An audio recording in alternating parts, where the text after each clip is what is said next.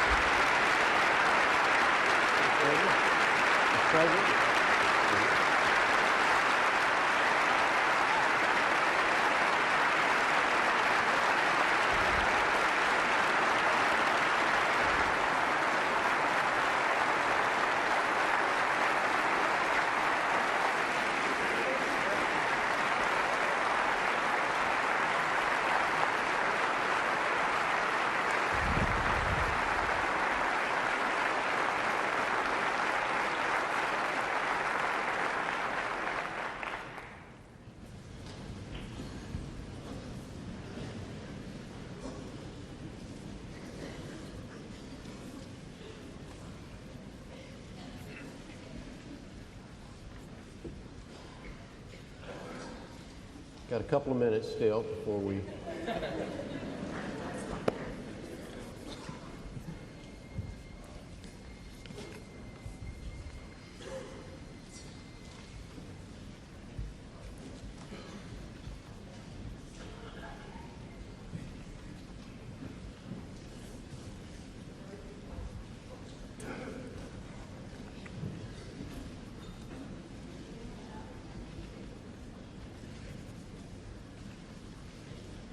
Trade notes.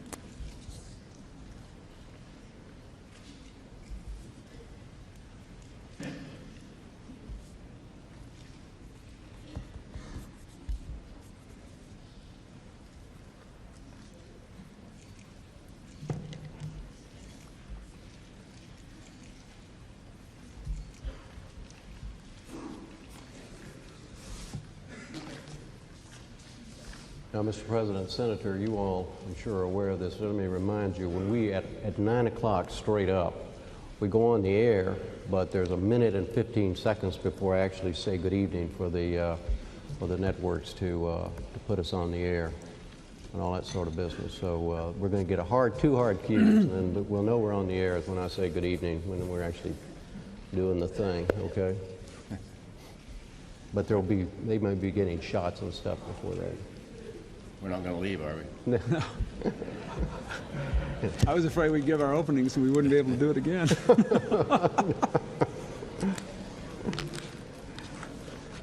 The audio works, by the way. That's good. Good. Yeah, everything checks out. Pictures are coming out all right. Everything's fine.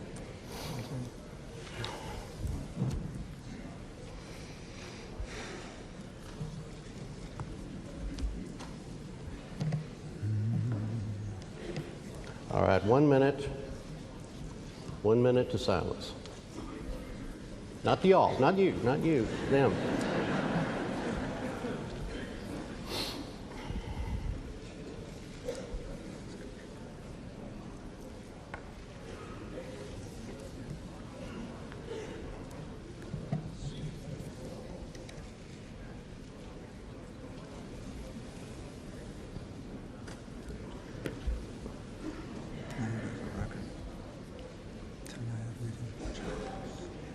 Rising incomes,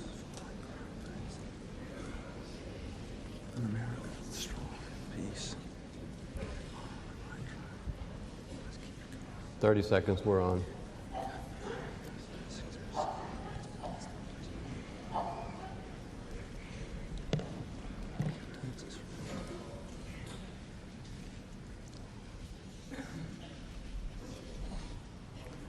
Good evening from the Bushnell Theater in Hartford, Connecticut. I'm Jim Lehrer of the NewsHour on PBS. Welcome to the first of the 1996 presidential debates between President Bill Clinton, the Democratic nominee, and Senator Bob Dole, the Republican nominee. This event is sponsored by the Commission on Presidential Debates. It will last 90 minutes following a format and rules worked out by the two campaigns. There will be 2-minute opening and closing statements. In between, a series of questions, each having 3 parts: a 90-second answer, a 60-second rebuttal, and a 30-second response.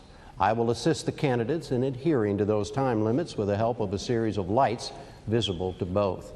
Under their rules, the candidates are not allowed to question each other directly. I will ask the questions. There are no limitations on the subjects. The order for everything tonight was determined by coin toss. Now, to the opening statements and to President Clinton. Mr. President. Thank you, Jim, and thank you to the people of Hartford, our hosts. I want to begin by saying again how much I respect Senator Dole and his record of public service, and how hard I will try to make this campaign and this debate one of ideas, not insults. 4 years ago, I ran for president at a time of high unemployment and rising frustration. I wanted to turn this country around with a program of opportunity for all, responsibility from all, and an American community where everybody has a role to play. I wanted a government that was smaller and less bureaucratic to help people have the tools to make the most of their own lives. 4 years ago, you took me on faith. Now, there's a record. 10.5 million more jobs, rising incomes, falling crime rates and welfare rolls, a strong America at peace. We are better off than we were 4 years ago. Let's keep it going. We cut the deficit by 60%. Now let's balance the budget and protect Medicare, Medicaid, education, and the environment. We cut taxes for 15 million working Americans. Now let's pass the tax cuts for education and child rearing, help with medical emergencies and buying a home. We passed family and medical leave. Now let's expand it so more people can succeed as parents and in the workforce. We passed 100,000 police, the assault weapons ban, the Brady Bill. Now let's keep going by finishing the work of putting the police on the street and tackling juvenile gangs. We passed welfare reform. Now let's move 1 million people from welfare to work. And most important, let's make education our highest priority so that every 8-year-old will be able to read, every 12-year-old can log on to the internet, every 18-year-old can go to college. We can build that bridge to the 21st century, and I look forward to discussing exactly how we're going to do it. Senator Dole, 2 minutes. Thank you. Thank you, Mr. President, for those kind words. And thank the people of Hartford, the Commission, and all those out there who may be listening or watching. It's a great honor for me to be here, standing here as the Republican nominee. I'm very proud to be the Republican nominee, reaching out to Democrats and independents. I have 3 very special people with me, my wife Elizabeth, my daughter Robin, who've never let me down, and a fellow named Frank Carafa, who, from New York, along with Ollie Mannanen, helped me out in the mountains of Italy a few years back. I've learned from them that people do have tough times, and sometimes you can't go it alone. And that's what America's all about. I remember getting my future back from doctors and nurses and a doctor in Chicago named Dr. Kalikian. And ever since that time, I've tried to give something back to my country, to the people who are watching us tonight. America is the greatest place on the face of the earth. Now, I know millions of you still have anxieties. You work harder and harder to make ends meet and put food on the table. You worry about the quality and the safety of your children, the quality of education. But even more importantly, you worry about the future. And will they have the same opportunities that you and I have had? And Jack Kemp and I want to share with you some ideas tonight. Jack Kemp is my running mate, doing an outstanding job. Now, I'm a plain-speaking man, and I learned long ago that your word was your bond. And I promise you tonight that I'll try to address your concerns and not try to exploit them. It's a tall order, but I've been running against the odds for a long time, and again, I'm honored to be here this evening. Mr. President, first question. There's a major difference in your view of the role of the federal government and that of Senator Dole. How would you define the difference? Well, Jim, I believe that the federal government should give people the tools and try to establish the conditions in which they can make the most of their own lives. That, to me, is the key. And that leads me to some different conclusions from Senator Dole. For example, we have reduced the size of the federal government to its smallest size in 30 years. We've reduced more regulations, eliminated more programs than my two Republican predecessors. But I have worked hard for things like the family and medical leave law, the Brady bill, the assault weapons ban, the program to put 100,000 police on the street. All these are programs that Senator Dole opposed that I supported because I felt they were a legitimate effort to help people make the most of their own lives. I've worked hard to help families impart values to their own children. I supported the V-chip so that parents would be able to control what their kids watch on television when they're young, along with the rating systems for television and educational television. I supported strong action against the tobacco companies to stop the marketing, advertising, and sale of tobacco to young people. I supported a big increase in the Safe and Drug-Free Schools program. These were areas on which Senator Dole and I differed, but I believed that they were the right areas for America to be acting together as one country to help individuals and families make the most of their own lives and raise their kids with good values and a good future. Senator Dole, 1 minute. I think the basic difference is, and I've had some experience in this, I think the basic difference, I trust the people. The President trusts the government. We go back and look at the health care plan that he wanted to impose on the American people. 1/7 the total economy, 17 new taxes, price controls, 35 to 50 new bureaucracies, a cost $1.5 trillion. Don't forget that. That happened in 1993. A tax increase that taxed everybody in America, not just the rich. If you made $25,000 as the original proposal, you got your Social Security taxes increased.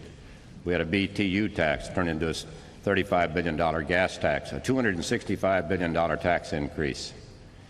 I guess I rely more on the individual. I carry a little card around in my pocket called the 10th Amendment. Where possible, I want to give power back to the states and back to the people. That's my difference with the President. We'll have specific differences later. He noted a few, but there are others. Mr. President, 30 seconds. I trust the people. We've done a lot to give the people more powers to make their own decisions over their own lives. But I do think we are right when we try to, for example, give mothers and newborns 48 hours before they can be kicked out of the hospital, ending these drive-by deliveries. I think we were right to pass the Casabon-Kennedy bill, which says you can't lose your health insurance just because you change jobs or because someone in your family's been sick. Our government is smaller and less bureaucratic and has given more authority to the states than its two predecessors under Republican presidents, but I do believe we have to help our people get ready to succeed in the 21st century. Senator Dole, the President said in his opening statement, we are better off today than we were 4 years ago. Do you agree? Well, he's better off than he was 4 years ago. I agree with that. That's right. Yeah. Thank you. And I may be better off 4 years from now, but I don't know. I look at the slowest growth in a century. He inherited a growth of 4.7, 4.8%. Now it's down to about 2.4%. We're going to pass 1 million bankruptcies this year for the first time in history. We've got stagnant wages. In fact, women's wages have dropped 2.2%. Men's wages haven't gone up, gone down. So we have stagnation. We have the highest foreign debt in history. And it seems to me that if you take a look, are you better off? Well, I guess some may be better off. Saddam Hussein is probably better off than he was 4 years ago. Rene Preval is probably better off than he was 4 years ago. But are the American people? They're working harder and higher and harder and paying more taxes. For the first time in history, you pay about 40% of what you earn, more than you spend for food, clothing, and shelter combined, for taxes under this administration. So some may be better off. They talk about family income being up. That's not true in Connecticut. Family income is down. And it's up in some cases because both parents are working. One works for the family, and one works to pay taxes for the government. We're going to give them a tax cut so they can spend more time with their children, maybe even take a vacation. That's what America is all about. Mr. President, 1 minute. Well, let me say, first of all, in February, Senator Dole acknowledged that the American economy was in the best shape it's been in 30 years. We have 10.5 million more jobs, a faster job growth rate than under any Republican administration since the 1920s. Wages are going up for the first time in a decade. We have record numbers of new small businesses. We had the biggest drop in the number of people in poverty in 27 years. All groups of people are growing. We had the biggest drop in income inequality in 27 years in 1995. The average family's income has gone up over $1,600 just since our economic plan passed. So I think it's clear that we're better off than we were 4 years ago. Now we need to focus on what do we need to do to be better off still. How can we help people as we are to get their retirements when they work for small businesses, to be able to afford health insurance, to be able to educate their children. That's what I want to focus on. But we're clearly better off than we were 4 years ago, as Senator Dole acknowledged this year. Senator Dole? I doubt that I acknowledge that this year, but in any event, I think we just look at the facts. We asked the people who are viewing tonight, are you better off than you were 4 years ago? It's not whether we're better off, it's whether they're better off. Are you working harder to put food on the table, feed your children? Are your children getting better education? Drug use has doubled the past 44 months all across America. Crime has gone down, but it's because of mayors like Rudy Giuliani, where one-third of the drop happened in one city, New York City. So yes, some may be better off. But of the people listening tonight, the working families who will benefit from our economic package, they'll be better off when Bob Dole is president and Jack Kemp is vice president. Mr. President, Senator Dole has come pretty close in the last few days accusing you of lying about his position on Medicare reform. Have you done so? Absolutely not. Let's look at the position. First of all, remember that in this campaign season, since Senator Dole's been a candidate, he has bragged about the fact that he voted against Medicare in the beginning in 1965, one of only 12 members. He said he did the right thing then. He knew it wouldn't work at the time. That's what he said. Then his budget that he passed along with Speaker Gingrich cut Medicare $270 billion, more than was necessary to repair the Medicare Trust Fund. It would have charged seniors more for out-of-pocket costs as well as more in premiums because doctors could have charged them more.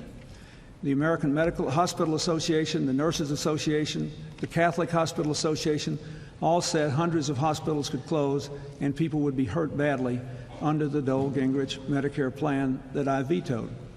And now with this risky $550 billion tax scheme of Senator Dole's, even his own friends, his campaign co-chair, Senator D'Amato, says that they can't possibly pay for it without cutting Medicare more and cutting Social Security as well, according to him.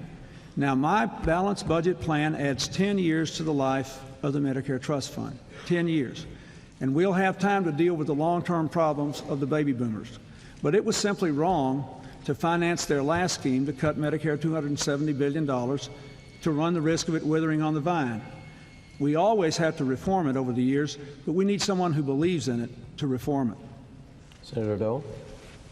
Well, I must say, I look back at the vote on Medicare in 1965.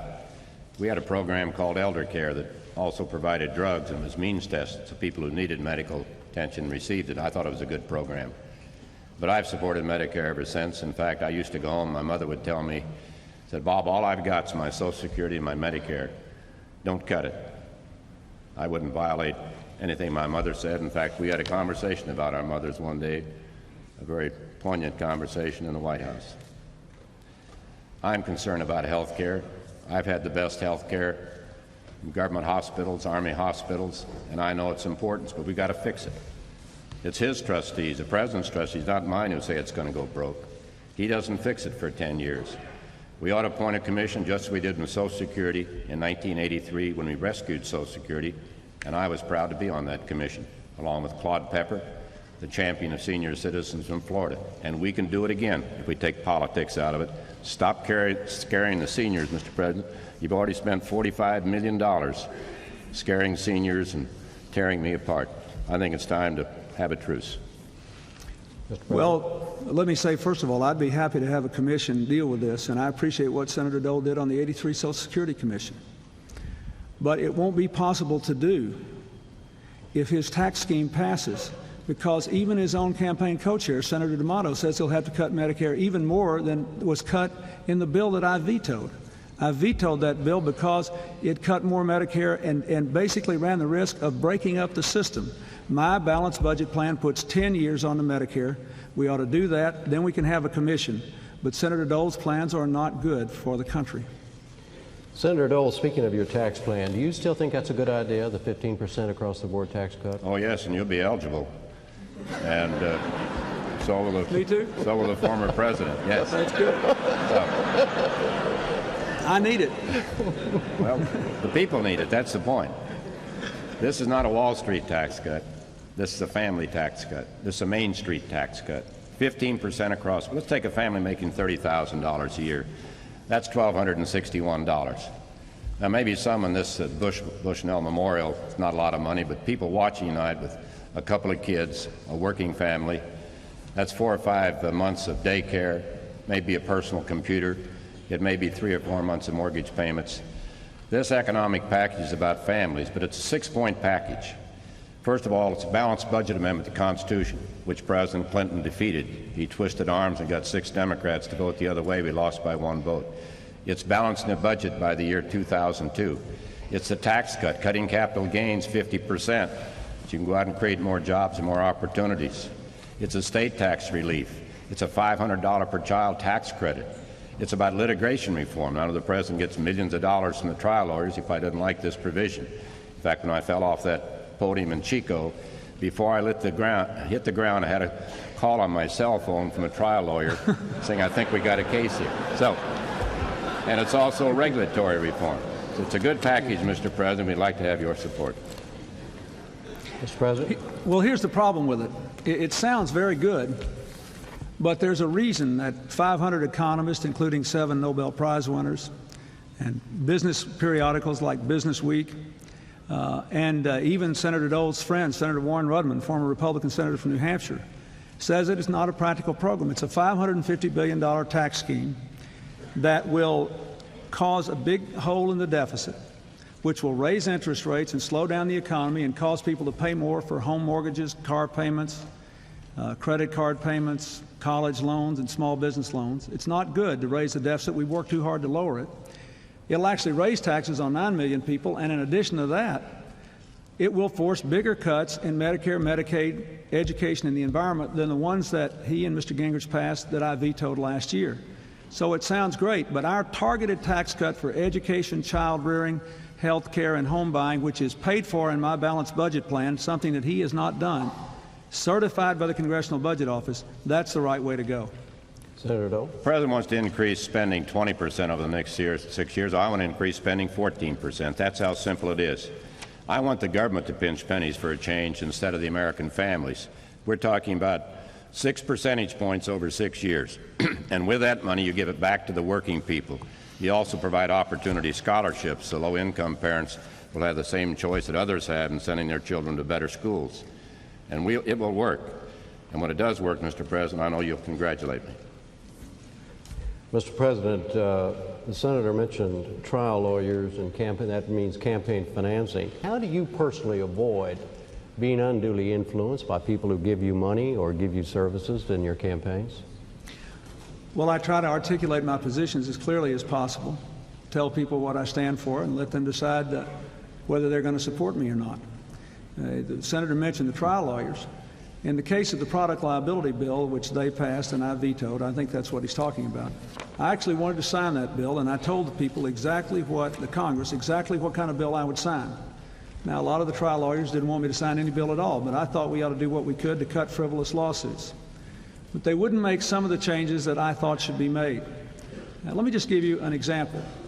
I had a person in the Oval Office who lost a child in a school bus accident where a drunk driver caused the accident directly, but there were problems with the school bus. The drunk driver had no money. Under the new bill, if I had signed it, a person like that could never have had any recovery. I thought that was wrong. So I gave 4 or 5 specific examples to the Congress, and I said, prove to me that these people could recover, but we're going to eliminate frivolous lawsuits. I'll sign the bill. But generally, I believe that a president has to be willing to do what he thinks is right. I've done a lot of things that were controversial: my economic plan, my trade position, Bosnia, Haiti, taking on the NRA for the first time, taking on the tobacco companies for the first time. Sometimes you just have to do that because you know it's right for the country over the long run. That's what I've tried to do, and that's what I will continue to do as president. Senator Dole? I mean, how does he avoid conflict?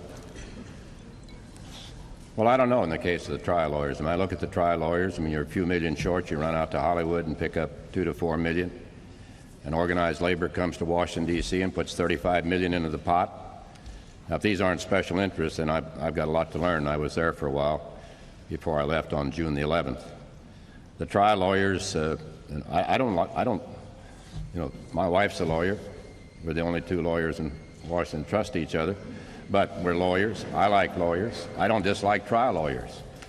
But it seemed to me there's got to be some end to the frivolous lawsuits, and there's got to be some cap on punitive damage. You're putting a lot of business people out of business, small businessmen and small business women who paid 70% of your their $265 billion tax increase, the largest tax increase in the history of America.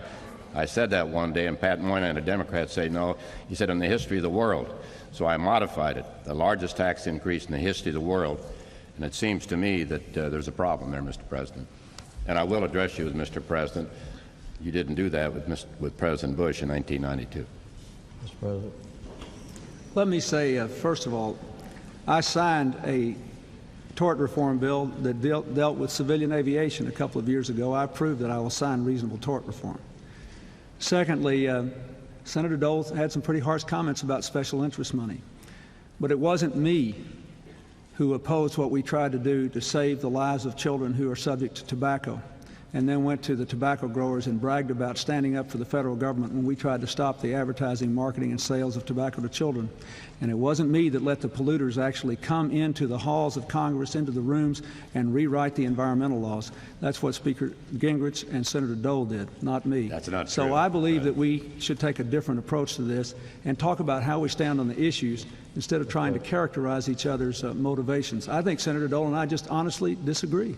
Well, Senator Dole, let me ask you the same question I asked the President. How do you avoid being influenced by people who contribute money and services to your campaigns? I think it's very difficult. Let's be honest about it. That's why we need campaign finance reform. That's why I reach out to the pro voters, and we've done about all that. We are the Reform Party, the Republican Party, and the pro voters are looking for a home ought to take a look at the Republican record. Whatever it is, whatever the checklist was in '92, it's all done but campaign finance reform. I worked with Senator Mitchell, who played me, I guess, in the debate warm-up. We tried 6 or 8 years ago. He appointed 3 people, I appointed 3 people to get campaign finance reform. We couldn't get it done because it wasn't enforceable. You suggested a commission. Newt Gingrich did. I've suggested that at least 4 or 5 years ago. We have a commission on campaign finance reform. They sent it to Congress, and we have to vote it up or down. That's how it works. We're never going to fix it by the parties because Democrats want a better advantage for themselves. We want a better advantage as Republicans. And that's not how it's going to work. But I want to touch on this tobacco thing. I know the President's been puffing a lot on that. But I want to go back to 1965. That was my first vote against tobacco companies when I said we ought to label cigarettes. And I've had a consistent record ever since 1965. We passed a bill in 1992 that encouraged the states to adopt programs to stop kids from smoking. All 50 states did it. It took 3.5 years. It wasn't until election year, Mr. President, you ever thought about stopping smoking. What about drugs that have increased double in the last 44 months? Cocaine's up 141%, or marijuana, cocaine up 166%. I mean, it seems to me that you have a selective memory, and you know, mine doesn't work that way, so I just want to try to correct it as we go along. Mr. Lehrer, I hope we'll have a chance to discuss drugs later in the program, but let me respond to what you said.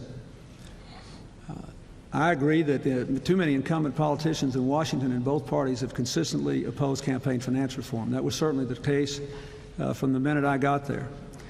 So after Speaker Gingrich and Senator Dole took over the Congress, I went to New Hampshire, and a man suggested, a gentleman that unfortunately just passed away a couple of days ago, suggested that we appoint a commission, and I shook hands with him on it, and I appointed my members, and the commission never met.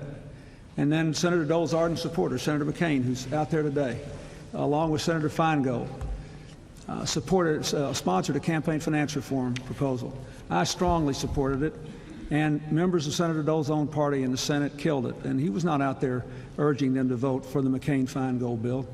So I think the American people, including the Perot supporters, know that I've had a consistent record in favor of campaign finance reform, and I will continue to have, and I hope we can finally get it in the next session of Congress, because we need it badly. Senator Dole, 30 seconds.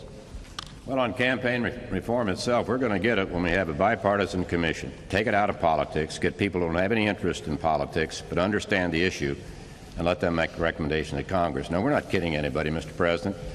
These are sophisticated people watching that, millions and millions of Americans. They know the Republican Party hasn't done it. They know the Democratic Party won't do it. We ought to agree that somebody else should do it, and we have to vote it up or down.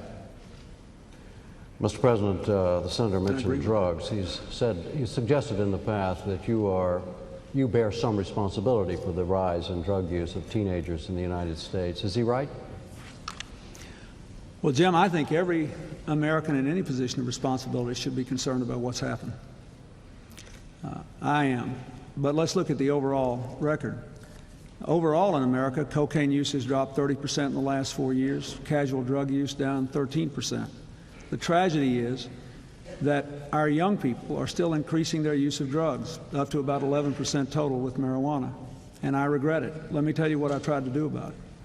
I appointed a 4-star general who led our efforts south of the border to keep drugs from coming into the country as our nation's drug czar, the most heavily decorated soldier in uniform when he retired.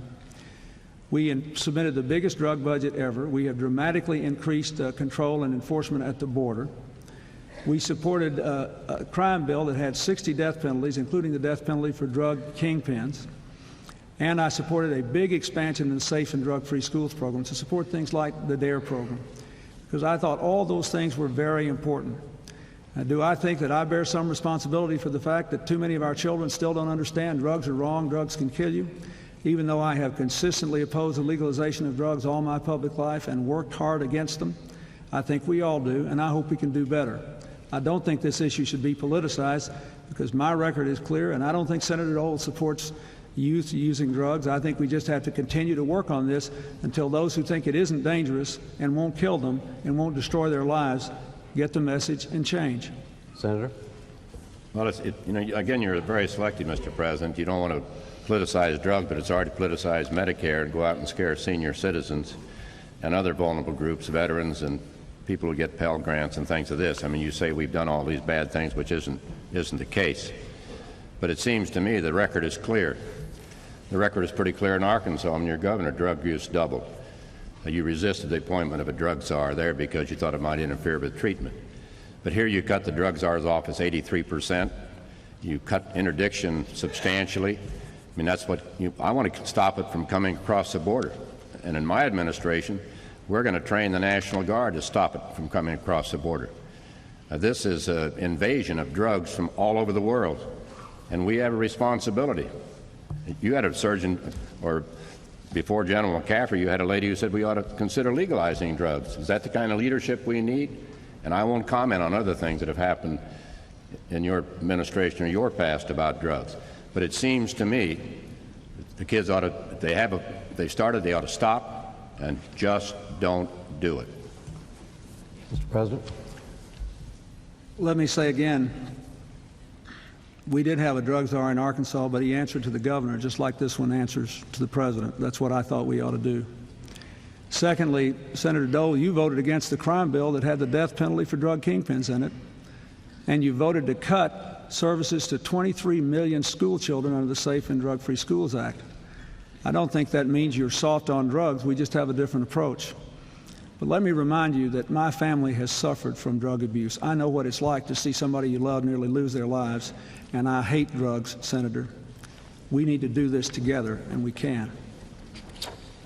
Senator Dole, on the government, continuing to talk about the government's role, if elected president, would you seek to repeal the Brady bill and the ban on assault weapons? Not if I didn't have a better idea, but I've got a better idea. It's something I've worked on for 15 years. It's called the automated check or the instant check. It's being used in 17 states right now, states like Florida, Colorado, Virginia, and other states. You don't buy any gun. You don't get any gun. We've got 20 million names on a computer in Washington, D.C. of people should not have guns. We ought to keep guns out of the hands of criminals, and there are 8 other categories that should not have guns. I've been working on this for a long, long time. You walk in, you put your little card in there. If it says tilt, you don't get any gun. You don't get a handgun. You don't get a rifle. You don't get a shotgun. You get Zippo. If we're going to protect America's children and American families and people who live as prisoners in their own home, we've got to stop guns from being dumped on the street. The administration says they support the instant check. They've appropriated about $200 million, but only spent about $3 million to get it underway. In our administration, in my administration, we will expedite this. Keeps up with technology.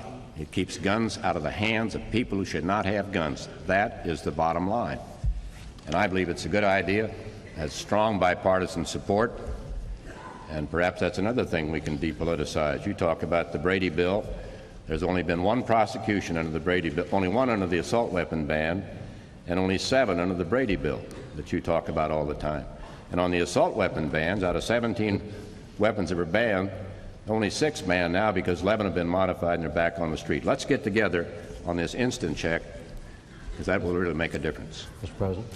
Let me say, first of all, Senator Dole has gone back and forth about whether he'd be for repealing the Brady bill or repealing the assault weapons ban, and I think his present position is that he would not do so, and if that's true, I'm grateful for it. But let's look at the facts here. The Brady bill has kept at least 60,000 felons, fugitives, and stalkers from getting handguns. Senator Dole led the fight against the Brady bill.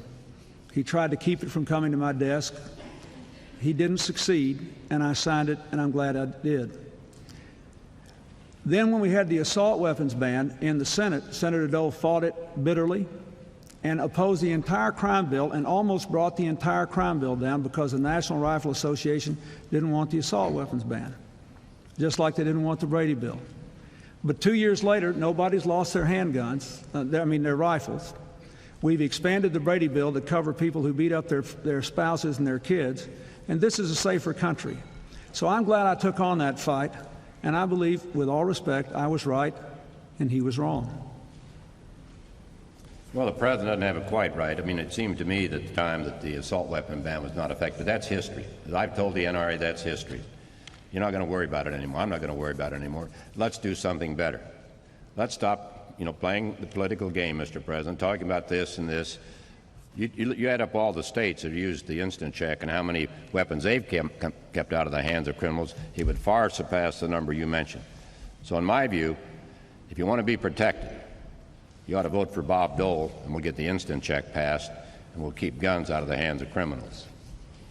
Mr. President, Senator Dole said the other day that you practiced a photo-op foreign policy that has lessened the credibility of the United States throughout the world. Is he wrong about that? If that's what he said, he's not right about that. Look at where we are today. The United States is still the indispensable nation in the aftermath of the Cold War and on the brink of the 21st century. I have worked to support our country as the world's strongest force for peace and freedom, prosperity and security. We have done the following things. Number one, we've managed the aftermath of the Cold War, supporting a big drop in nuclear weapons in Russia, the removal of Russian troops from the Baltics, the integration of Central and Eastern European democracies into a new partnership with NATO, and I might add, with a democratic Russia. There are no nuclear missiles pointed at the children of the United States tonight and have not been in our administration for the first time since the dawn of the nuclear age. We have worked hard for peace and freedom. When I took office, Haiti was governed by a dictator that had defied the United States. When I took office, the worst war in Europe was waging in Bosnia. Now there's a democratically elected president in Haiti, peace in Bosnia. We've just had elections there. We made progress in Northern Ireland and the Middle East. We've also stood up to the new threats of terrorism, the proliferation of weapons of mass destruction, organized crime, And we have worked hard to expand America's economic presence around the world with the biggest increase in trade, with the largest number of new trade agreements in history. That's one of the reasons America's #1 in auto production again. Senator? Well, I have a different view. Again, I've supported President on Bosnia, and I think we were told the troops would be out in a year. Now I understand it's been extended till sometime next year. But let's start with Somalia, where they dragged Americans through the streets and where 18 Americans were killed one day because they were pinned down for 8 hours, the Rangers. They didn't have the weapons. They didn't have the tanks. They asked for the tanks. They didn't get the tanks from this administration because we were nation building. It's called mission creep. We turn it over to the United Nations. The president didn't have much to do about it. Look at Haiti, where we spent about $3 billion, and we got an alarm call there about 2 weeks ago. You got to send down some more people because the president's found out there are death squads in his own property. So we need more protection from America. Bosnia, Northern Ireland, there's no ceasefire in Bosnia. I think there's still lots of problems in Bosnia. We agreed to train and arm the Muslims so they could defend themselves. The policy you had when you ran in 1992, we haven't done that. We're way behind, which means Americans can't come home. Americans shouldn't have gone there in the first place had we let them defend themselves, as they have a right to do under Article 57 of the United Nations Charter. Mr. President? First of all, I take full responsibility for what happened in Somalia, but the American people must remember that those soldiers were under an American commander when that happened. I believe they did the best they could under the circumstances, and let's not forget that hundreds of thousands of lives were saved there. Secondly, in Haiti, political violence is much, much smaller than it was. Thirdly, in Bosnia, it's a virtual miracle that there has been no return to war, and at least there has now been an election, and the institutions are beginning to function. In Northern Ireland and the Middle East, we are better off than we were 4 years ago. There will always be problems in this whole world, but if we're moving in the right direction and America is leading, we're better off. Senator Dole, if elected president, what criteria would you use to decide when to send U.S. troops into harm's way? Well, after World War I, we had a policy of disengagement. Then from World War I to World War II, we had sort of a compulsory engagement policy. Now I think we have to have a selective engagement policy. We have to determine when our interests are involved, not the United Nations interests. And many of the things the President talked about, he turned over to the United Nations. They decided. He's deployed more troops than any president in history around the world. It's cost us billions and billions of dollars for peacekeeping operations. These are facts. And it seems to me that when you make a decision, the decision is made by the President of the United States, by the Commander-in-Chief. He makes that decision when he commits young men or young women who are going to go around and defend our liberty and our freedom. That would be my position. Then I'm going to have a top-down review at the Pentagon, not a bottom-up review where you all fight over how much money is there. I want a top-down review to determine what our priorities are and what we should do in defense, and then follow that policy instead of this bottom-up review with all the services fighting for the money. The President said he was going to cut defense $60 billion. He cut defense $112 billion, devastated states like California and others. And I think now we've got a problem. We've got to go back and look. It's just like you said in Texas one day, you raised taxes too much, and you did, and you cut defense too much, Mr. President, and you did, and you may have said that too. But the bottom line is we are the strongest nation in the world. We provide the leadership, and we're going to have to continue to provide the leadership. But let's do it on our terms when our interests are involved, and not when somebody blows a whistle at the United Nations. Our military is the strongest military in the world. It is the strongest, best prepared, best equipped it has ever been. There is very little difference in the budget that I propose in the Republican budget over the next 6-year period. We are spending a lot of money to modernize our weapons system. I have proposed a lot of new investments to improve the quality of life for our soldiers, for our men and women in uniform, for their families, for their training. That is my solemn obligation. You ask, when do you decide to deploy them?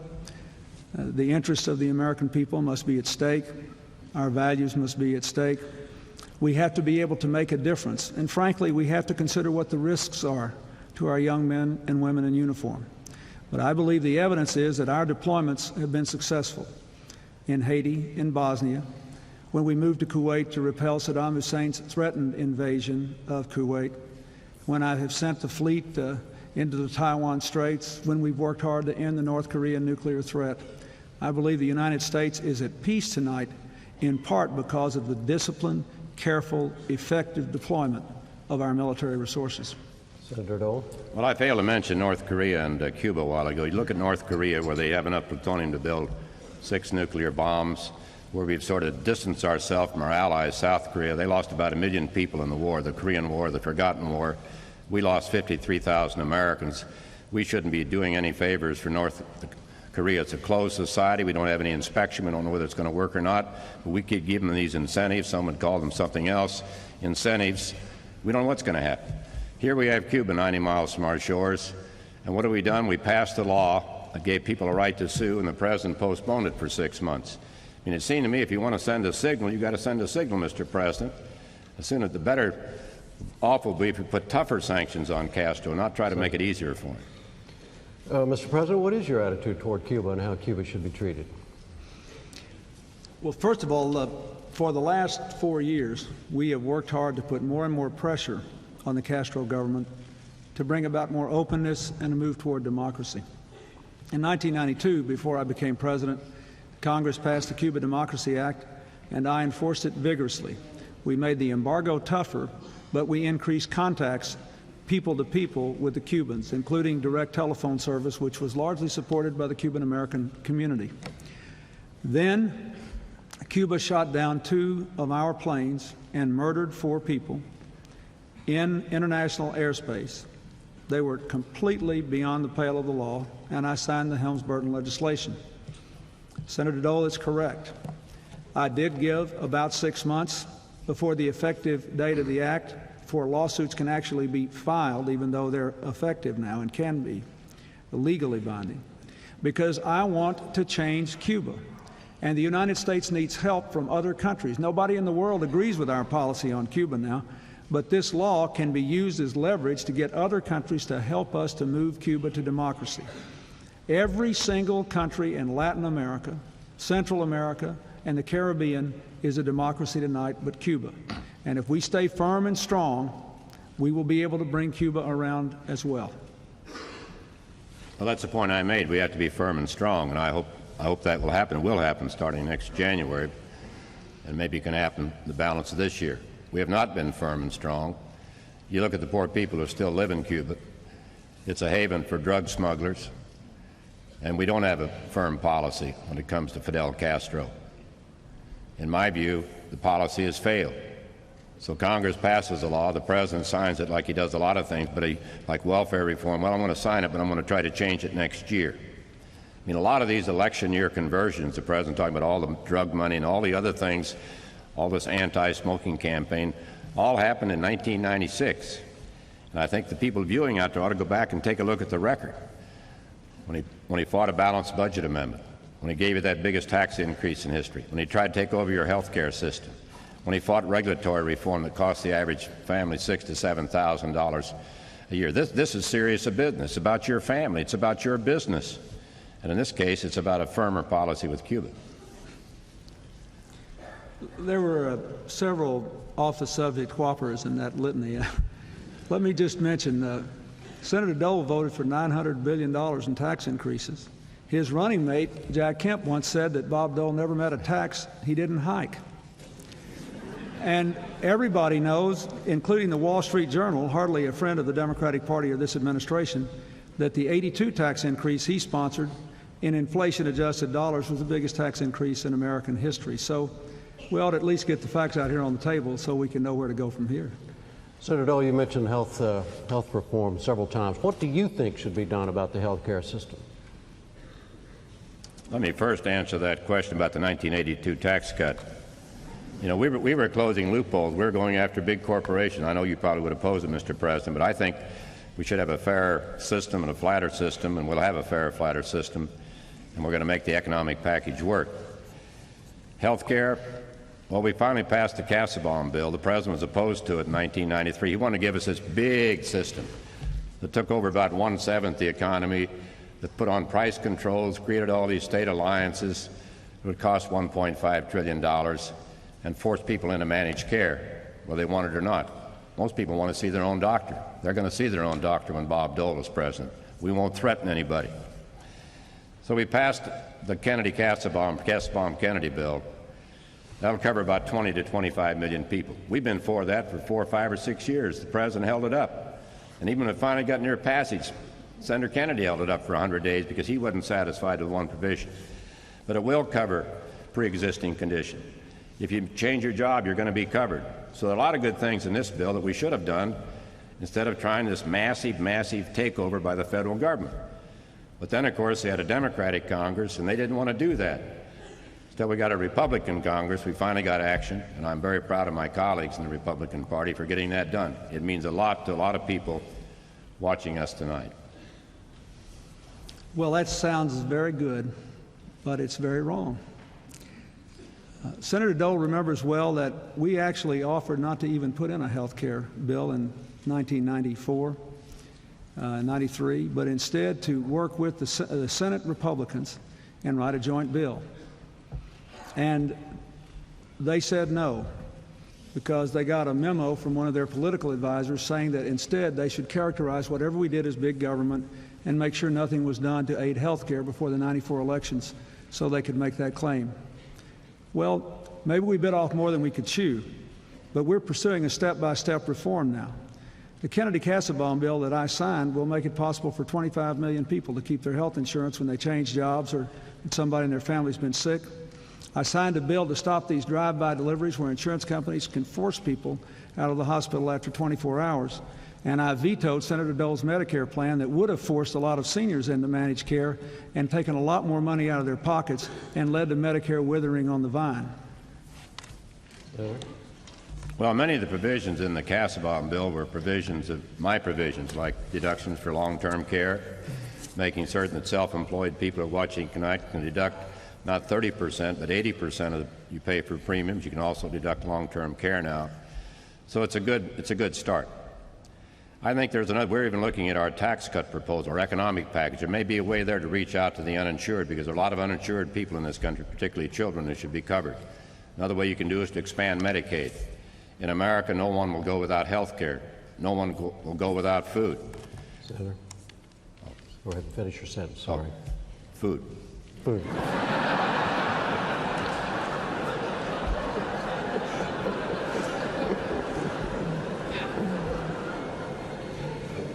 Back to foreign affairs for a moment, Mr. President. Are you satisfied with the way you handled this last Iraq crisis and the end result?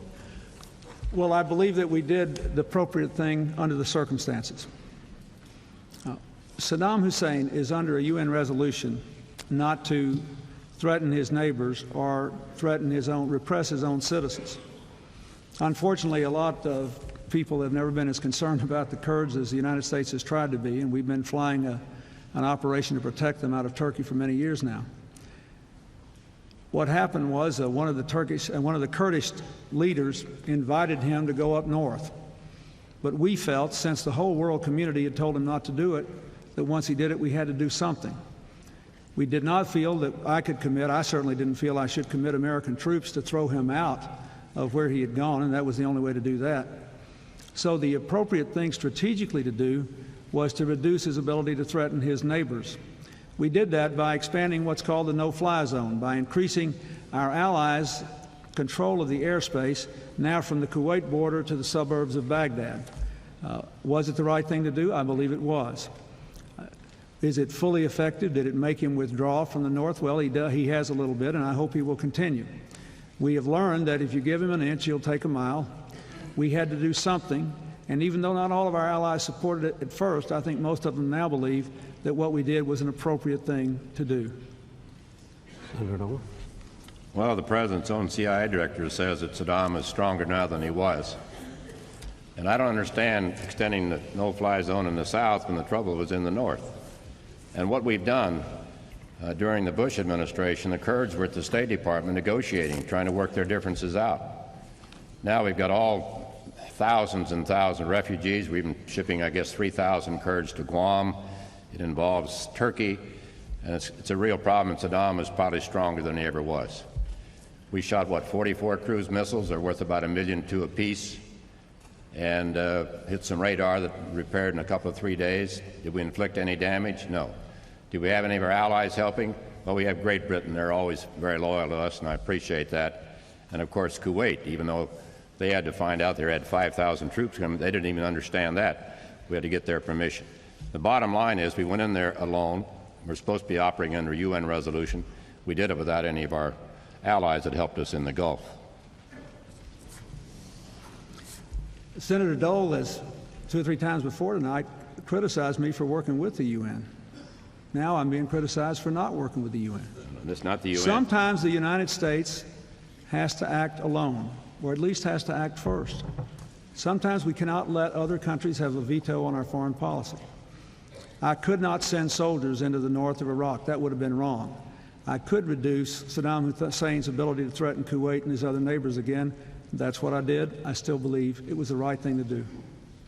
Senator Dole, on your photo op foreign policy charge against the president. Not mine. Oh? No, I mean your charge against the president that he has a photo op foreign policy. Does the Middle East summit last week fall into that category?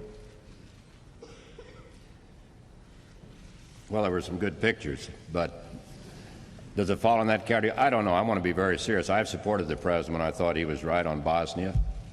I supported him on NAFTA and GATT. So it's not that we always disagree. Others disagreed with us. The Mideast is very difficult. But it seemed to me, just as an observer, that before you'd call somebody to America, you'd have some notion what the end result might be. Now, maybe it's better just to get together and sit down and talk. Maybe that was the purpose. And I know talks have started again today. But again, it's almost like an ad hoc foreign policy. It's ad hoc. It's sort of, well, we get up in the morning and read the papers, and what country's in trouble, we'll have a meeting. To me, that's not the strategy that I think that people expect from America. I think we have lost credibility. And I say this very honestly, without any partisanship. We've lost credibility around the world. Our allies know they're not certain what we're going to do, what our reaction, what our response is going to be. Nobody suggested sending troops to Iraq if that was the hint there from the president. But I do think that Saddam Hussein is stronger than he was, and I do believe that he didn't gain a great deal in the Mideast by bringing 3 of the 4 leaders. One refused to come to Washington, D.C. We have a very consistent policy in the Middle East. It is to support the peace process, to support the security of Israel, and to support those who are prepared to take risks for peace.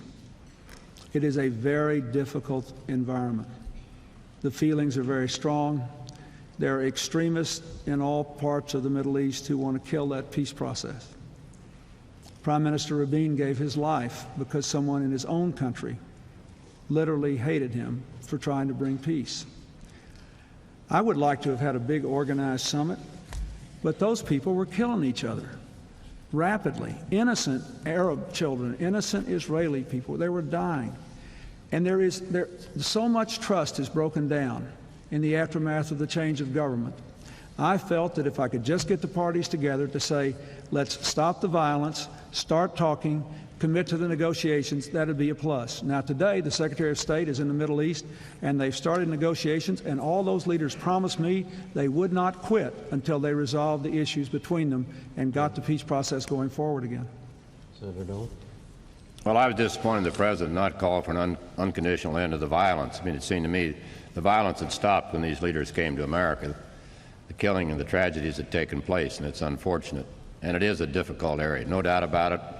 It shouldn't be politicized in any way by the president or by his opponent, and I don't intend to politicize it. I hope that they've talked, and I hope they reach some result, and that the killing will end.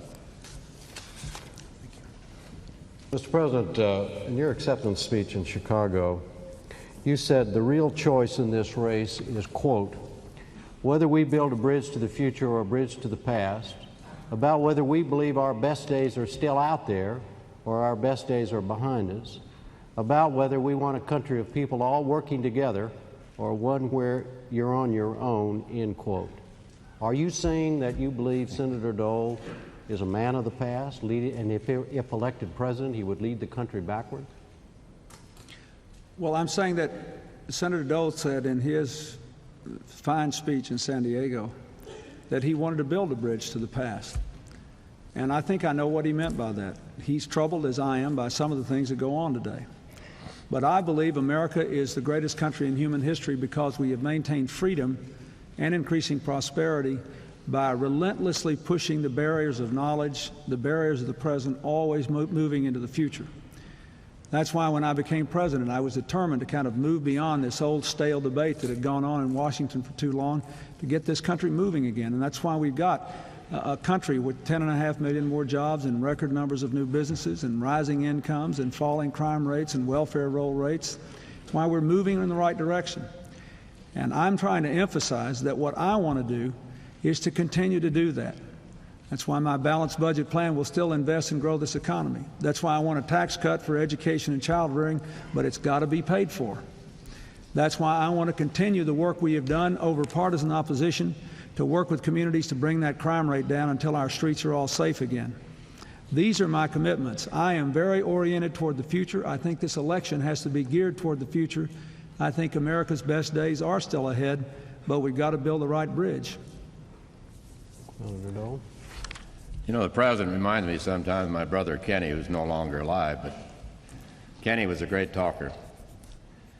And he used to tell me things that I knew were not quite accurate, so we always had a rule: we divide it by 6.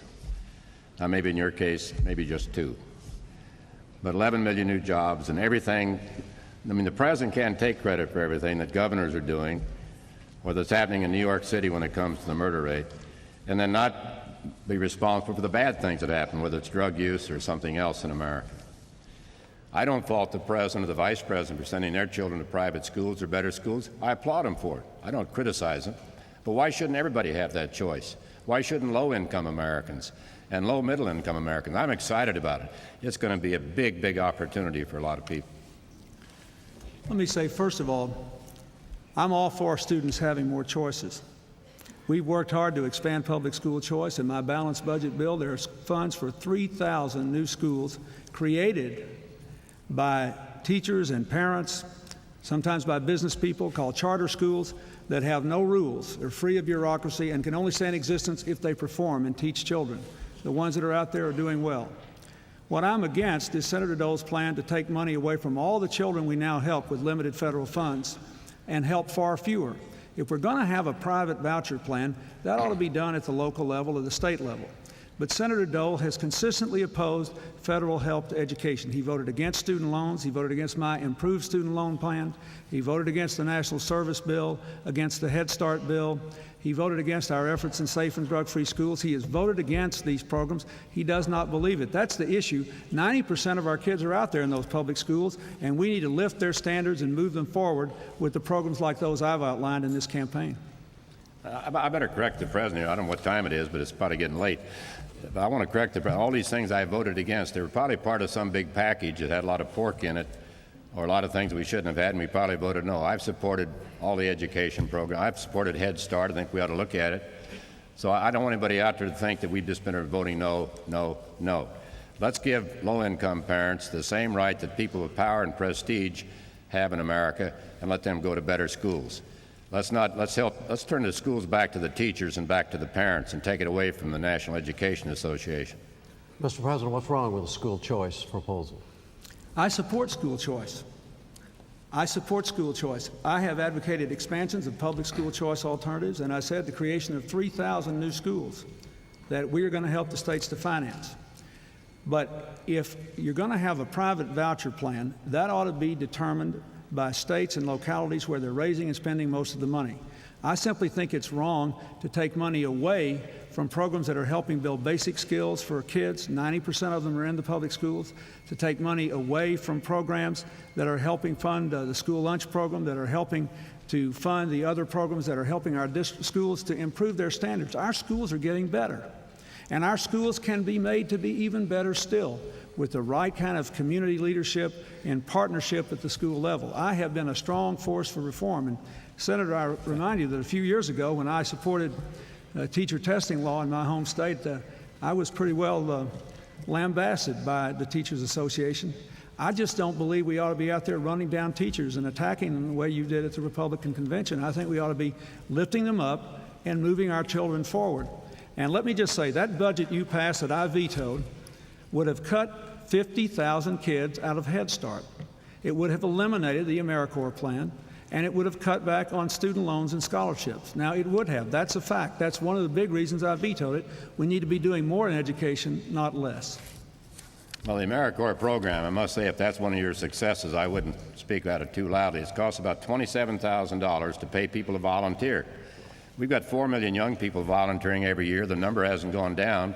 And you pick out 20,000, whether they need the money or not, and they get paid for volunteering. I like young people. I like teachers. I'm a product of public schools. You attended a private school for some time in your life. I like teachers.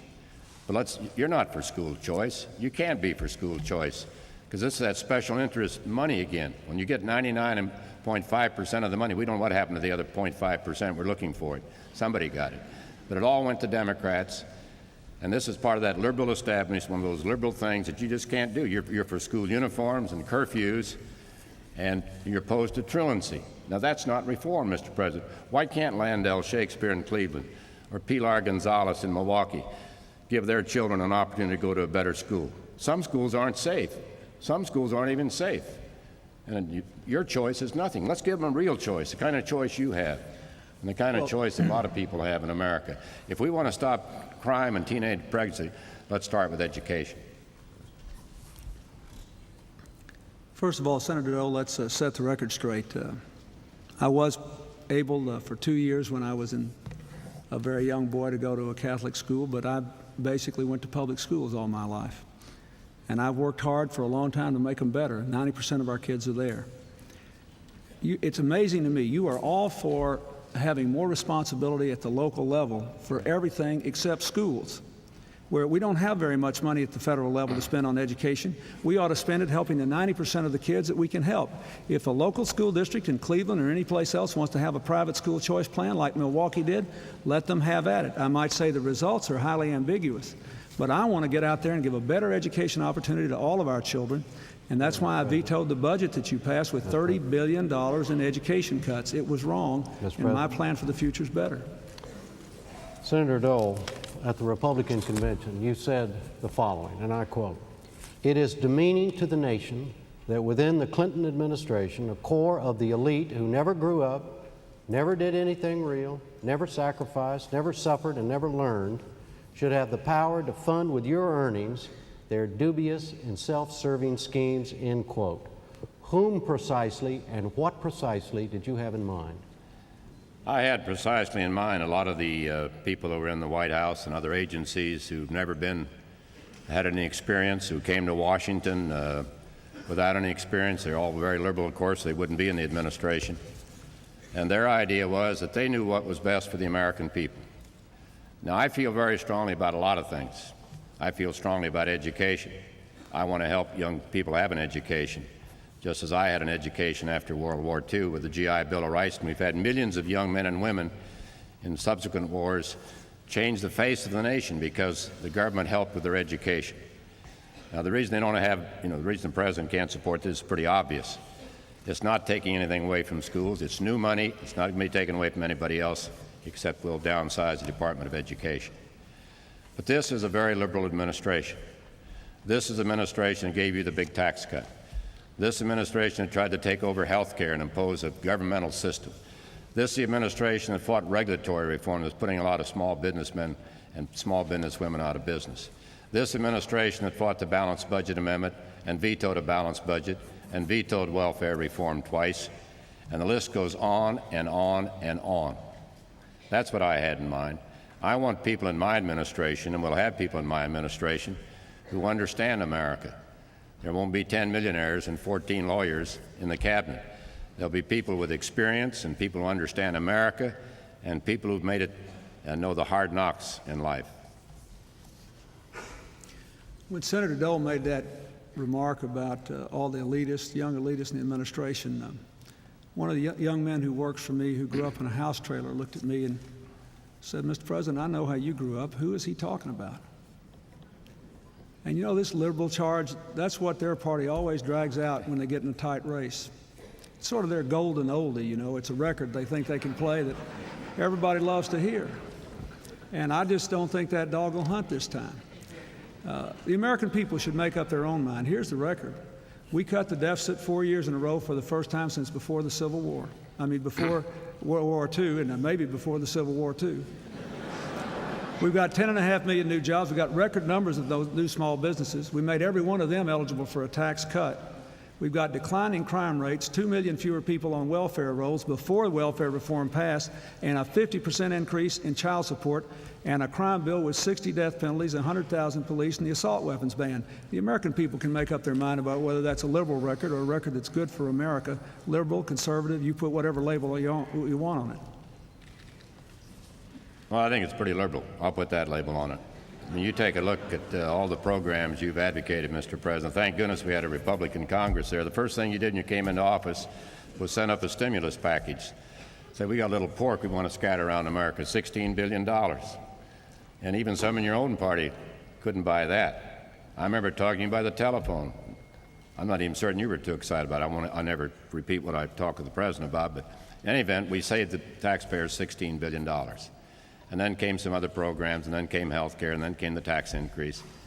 And a lot of these things just stopped in 1994 because then the Congress changed, and I think we've done a good job. Mr. President, if you're not a liberal, describe your political philosophy. I believe that the purpose of politics is to give people the tools to make the most of their own lives, to reinforce the values of opportunity and responsibility, and to build a sense of community so we're all working together. I don't believe in discrimination. I believe you can protect the environment and grow the economy. I believe that we have to do these things with a government that's smaller and less bureaucratic, but that we have to do them nonetheless. It's inconvenient for Senator Dole, but the truth is I've reduced the size of government more than my Republican predecessors. And I did stop them. I admit that. I sure stopped their budget. Their budget cut enforcement for the Environmental Protection Agency by a third. It cut funds to clean up toxic waste dumps, with 10 million of our kids still living within 4 miles of a toxic waste dump, by a third. It ended the principle of the polluter should pay for those toxic waste dumps unless it was very recent. Their budget weakened our support for education, $30 billion, even cut funds for scholarships and college loans. Their budget cut $270 billion in Medicare, and finally, their budget withdrew the national guarantee of health care to poor children, families with children with handicaps, the elderly in nursing homes, poor pregnant women. It was wrong for the country, and calling it conservative won't make it right. It was a bad decision for America, and it would have been bad for our future if I hadn't stopped it. Well, the President can define himself in any way he wants, but I think we have to look at the record. You go back to the time he was, Texas Director for George McGovern. George McGovern's a friend of mine, so I don't mean, but he was a liberal, proud liberal. I've just finished reading a book. I think it's called, what is it, The Demise of the Democratic Party by Ronald Kardash or something, talking about all the liberal influences in the administration, whether it's organized labor, or whether it's the Hollywood elite, or whether it's some of the media elite, or whether it's the labor unions or whatever. And so I think you take a look at it. But the bottom line is this. I think the American people probably recite all these bills and all these things. They want to know what's going to happen to them. They've all got a lot of anxieties out there. Did anybody complain when you raise taxes? Anybody go out and ask the people, how are you going to pay the extra money? That's why we want an economic package. We want the government to pinch their pennies for a change instead of the people pinching their pennies. That's what our message is to people watching. Not all this back and forth, you voted this way, you voted that way. We want a better America as we go into the next century. The way to get a better America is to balance the budget and protect Medicare, Medicaid, education, and the environment. To give a targeted tax cut, and let me talk about the education tax cut, to let people have a $10,000 deduction for the cost of college tuition in any year, any kind of college tuition. To give families a tax credit, a dollar-for-dollar reduction in their taxes for the cost of a typical community college, so we can open that to everybody. And then to let people save in an IRA and withdraw from it without a tax penalty for education, home buying, or medical expenses. That's the right way to go into the 21st century, balance the budget and cut taxes, not balloon with this $550 billion tax scheme. Senator Dole, we've talked mostly now about differences between the two of you that relate to policy issues and that sort of thing. Are there also significant differences in the more personal area that are relevant to this election? Let me say first on the President's promise for another tax cut. I mean, I've told people as I travel on, all you got the tax cut he promised last time, vote for him in '96. And not many hands go up. So the question, would you buy a used election promise from my opponent? The people want economic reform. They're having a hard time making ends meet. You got one parent working for the government, the other parent working for the family, and this is important business. This is about getting the economy moving again. This is about American jobs and opportunities. It's about the government, as I said before, pinching its pennies for a change instead of the poor taxpayer. When they raise your taxes, nobody runs around asking people, where are you going to get the extra money? I think the government can do better. Are there personal differences? That are relevant to this Well, election? my blood pressure is lower and my weight, my cholesterol, but I will not make health an issue in this campaign. So I think he's a bit taller than I am, but I think there are personal differences. I mean, I don't like to get into personal matters. As far as I'm concerned, this is a campaign about issues. It's about my vision for America and about his liberal vision for America, and not about personal things. And I think his liberal vision is a thing of the past. I know he wants to disown it. I wouldn't want to be a liberal either, Mr. President, but you're stuck with it because that's your record. It's your record in Arkansas, the biggest tax increase in history, biggest crime increase in history, biggest drug increase in history in Arkansas. Mr. President? Well, just for the record, when I was governor, we had the lowest, second lowest tax burden of any state in the country, the highest job growth rate of any state when I ran for president, and we're widely recognized for a lot of other advances. But the important thing is, what are we going to do now? I think a targeted tax cut is better for our future, targeted to education and child rearing. With the rest of the education plan, hooking up all of our classrooms to the internet by the year 2000, making sure we've got an army of reading volunteers, trained people to teach with parents and teachers so that our 8-year-olds can learn to read, investing in our environment, cleaning up 2/3 of the worst toxic waste dumps. Those plans are better than this $550 billion tax scheme. Now, remember, folks, even Senator Dole's campaign co-chair, Senator D'Amato, says he's got to cut Medicare to pay for this. Everybody who's looked at it, 500 economists, 7 Nobel Prize winners, say it's bad for the economy. It's going to blow a hole in the deficit, raise taxes on 9 million people, and require bigger cuts than the one I vetoed. Our plan is better. It'll take us into the future with a growing economy and healthier families. Well, I'm really encouraged to know of your renewed friendship with Al D'Amato, and I know he appreciates it. You didn't even have tax cuts in your budget, Mr. President, the first 2 years you were president. It wasn't until we had a Republican Congress you even thought about you talked about tax cuts. And getting back to personal differences, I don't, I think, Jim, if you're a little more specific, but I think the President could clarify one thing tonight, and that's the question of pardons. I know you talked about it on with Jim Lehrer on a PBS show, and I've never discussed Whitewater, as I've told you personally. I'm not discussing Whitewater now, but I am discussing a power the President has to grant pardons, and hopefully in the next segment you could lay that to rest. Mr. President? Well, first of all, he made that remark about Senator D'Amato. He's arranged for me to spend a lot more time with Senator D'Amato in the last couple of years, and so I'm more familiar with his comments than I used to be.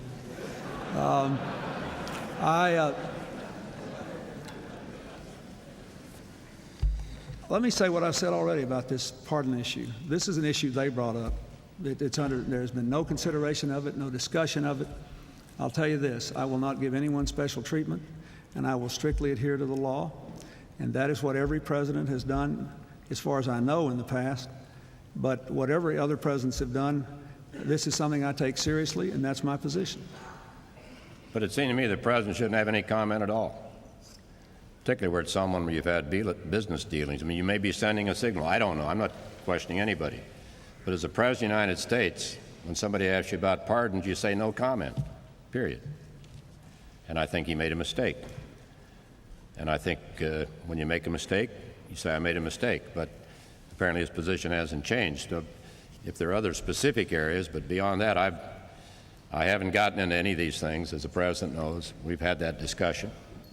And I know Senator Motto, I think, may have had a hearing or two on Whitewater, I can't remember. But he's not my general chairman, he's a friend of mine. And so is Senator Kennedy, a friend of yours. And You bet. I remember one day on the floor, I said, now, gentlemen, let me tax your memories. And Kennedy jumped up and said, why haven't we thought of that before? You know, so one of your liberal friends. Thank you. Mr. President, 30 seconds. No comment.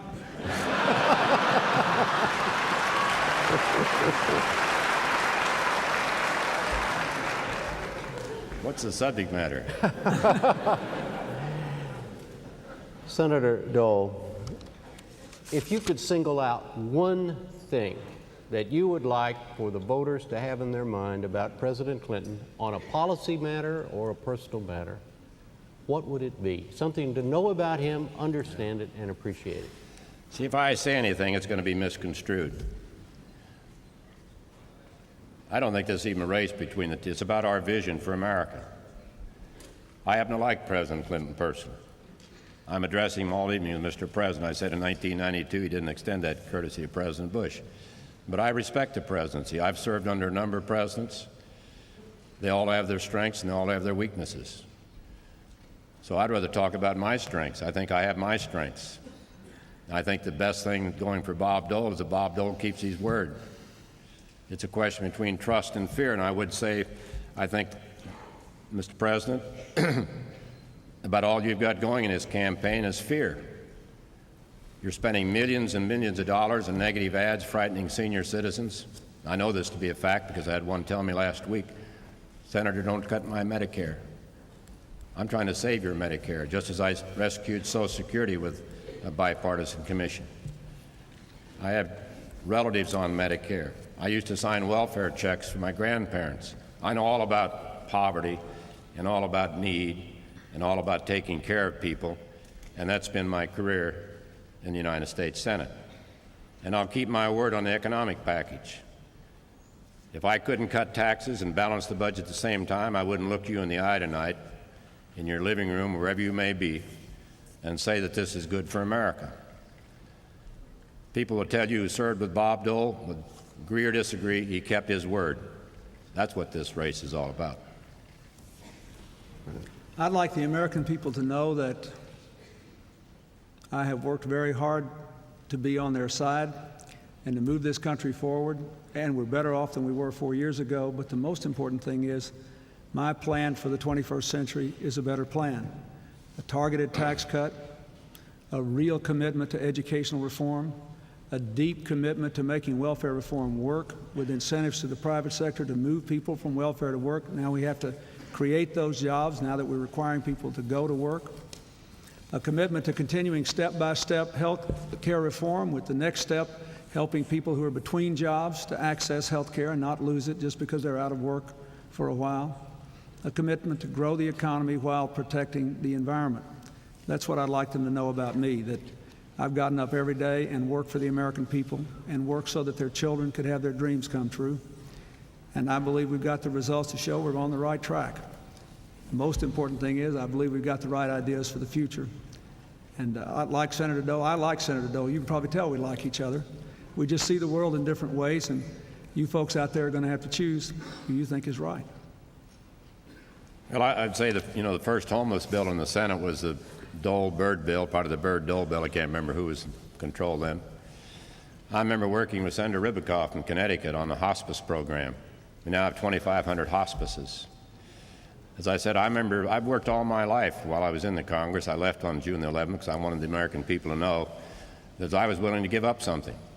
President Clinton ran for governor in 1990 and said he's going to fill out his term, but he didn't. He's president, so I guess it's a little better deal. But I wanted the American people to know that I was willing to give up something. It wasn't just getting more power and more power. So I rolled the dice. I put my career on the line because I really believe the future of America is on the line. We can give you all these numbers. They don't mean a thing. If you're out of work, you have nothing to eat, or you can't have medical care, or you're holding a crack baby in your arms right now, and what do you do next? You know, America's best days are ahead of us. I've seen the tough times. I know they can be better, and I'll lead America to a brighter future. Mr. President, what do you say to Senator Dole's point that this election is about keeping one's word? Let's look at that. When I ran for president, I said we'd cut the deficit in half in 4 years. We cut it by 60%. I said that our economic plan would produce 8 million jobs. We have 10.5 million new jobs. We're number one in autos again, record numbers of new small businesses. I said we'd pass a crime bill that would put 100,000 police on the street, ban assault weapons, and deal with the problems that ought to be dealt with capital punishment, including capital punishment for drug kingpins, and we did that. I said we would change the way welfare works, and even before the bill passed, we'd move nearly 2 million people from welfare to work, working with states and communities. I said we'd get tougher on child support, and child support enforcement's up 50%. I said that I would work for tax relief for middle-class Americans. The deficit was bigger than I thought it was going to be, and I think they're better off, all of us are, that we got those interest rates down and the deficit down. The Republicans talk about it, but we're the first administration in anybody's lifetime looking at this program to bring that deficit down 4 years in a row. We still gave tax cuts to 15 million working Americans, and now I've got a plan that's been out there for 2 years. It could have been passed already, but instead the Republicans shut the government down to try to force their budget and their plan on me, and I couldn't take that. But we'll get the rest of that tax relief. And so I think when you can look at those results, you know that the plan I've laid out for the future has a very good chance of being enacted if you'll give me a chance to build that bridge to the 21st century. Senator? Well, there he goes again. I mean, it's a line that's been used before, but exaggerating all the things that he did. He didn't do all these things. Let's take all these 4 years in a row. He came in with a high growth rate. The 1990 budget agreement, which some didn't like, had some very tough cost controls, put a lot of pressure on Congress. The S&L crisis was over. They're starting to sell assets. All that money was coming in. And he cut defense, an extra $60 billion. Threw a lot of people out of work. He talks about a smaller government. There are actually more people in government, except for people in defense-related jobs. They're gone. The government's bigger than it was when President Kennedy was around. He says it's not. In addition, the Republican Congress cut $53 billion. So let's give credit where credit is due. Governor Engler of Michigan cut taxes 21 times, created a lot of new jobs. So did Governor Thompson. So did Governor Rowland. And a lot of people out there deserve credit, Mr. President. When I'm President of the United States, we're going to have a governor's council, and we're going to go work directly with the governors, Republicans and Democrats, to get power back to the people and back to the states. I think a lot of people deserve credit, and I've tried to give it to them. But I believe that my plan is better than Senator Dole's ill-advised $550 billion scheme, which I'll say again will blow a hole in the deficit. Our plan will balance the budget and grow the economy, preserve the environment, and invest in education. We have the right approach for the future, and look at the results. It is not midnight in America, Senator. We are better off than we were 4 years ago. All right, that's the last question, the last answer. Let's go now to the closing statements. Mr. President, you're first. 2 minutes. Well, first, Jim, let me thank you, and thank you, Senator Dole, and thank you, ladies and gentlemen, all of you listening tonight, for the chance you've given us to appear.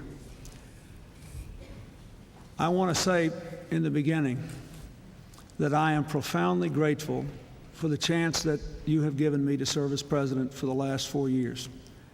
I never could have dreamed anything like this would come my way in life, and I've done my best to be faithful to the charge you've given me. I'm proud of the fact that America is stronger and more prosperous and more secure than we were 4 years ago. I'm glad we're going in the right direction. And I've done my best tonight to lay out my plans for going forward to an even better future in the next century. I'd like to leave you with the thought that the things I do as president are basically driven by the people whose lives I have seen affected by what does or doesn't happen in this country. The auto worker in Toledo who was unemployed when I was elected and now has a great job because we're #1 in auto production again. all the people I've met who used to be on welfare, who are now working and raising their children. And I think what others could do for our country and for themselves if we did the welfare reform thing in the proper way. I think of the man who grabbed me by the shoulder once with tears in his eyes and said his daughter was dying of cancer, and he thanked me for giving him a chance to spend some time with her without losing his job because of the Family and Medical Leave Act. I think of all the people that I grew up with and went to school with, whom I stay in touch with, and who never let me forget how what we do in Washington affects all of you out there in America. Folks, we can build that bridge to the 21st century, big enough and strong enough for all of us to walk across, and I hope that you will help me build it. Senator Dole, your closing statement, sir. Thank you, Jim. Thank you, Mr. President. Thank everyone for watching and listening. I want to address my remarks to the young people of America, because they're the ones who are going to spend most of their life in the 21st century. They're the ones who have the challenges, and there are people out there making predictions that it's not going to be the same. You're not going to have the opportunities. It's going to be more deficits, more drugs, more crime, and less confidence in the American people. And that's what you're faced with, the parents are faced with, and the grandparents are faced with. It's important. It's their future. And I would say to those, I know there are more young people experimenting with drugs today than ever before. Drug use has gone up. And if you care about the future of America, if you care about your future, just don't do it. And I know that I'm someone older than you, but I've had my anxious moments in my life. I've learned to feed myself and to walk and to dress. And I'm standing here as proof that in America, the possibilities are unlimited. I know who I am, and I know where I'm from, and I know where I want to take America. We are the greatest country on the face of the earth. We do more good things for more people in our communities, our neighborhoods, than anywhere that I know of. This is important business. This election is important. I ask for your support. I ask for your help. If you really want to get involved, just tap into my homepage, www.dolecamp96.org. Thank you. God bless America. Senator Dole.